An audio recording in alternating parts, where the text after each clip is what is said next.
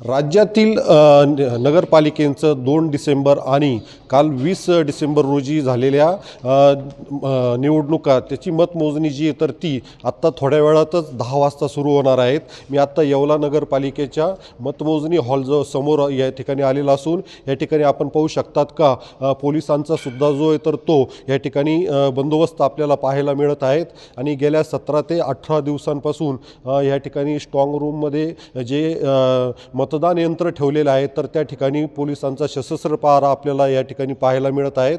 आणि ह्या येवला नगरपालिकेच्या 13 प्रभागांसाठी ही निवडणूक झालेली होती. यामध्ये जर बघितलं तर 26 नगरसेवक आणि 1 नगराध्यक्ष थेट यांच्यासाठी ही निवडणूक झालेली होती.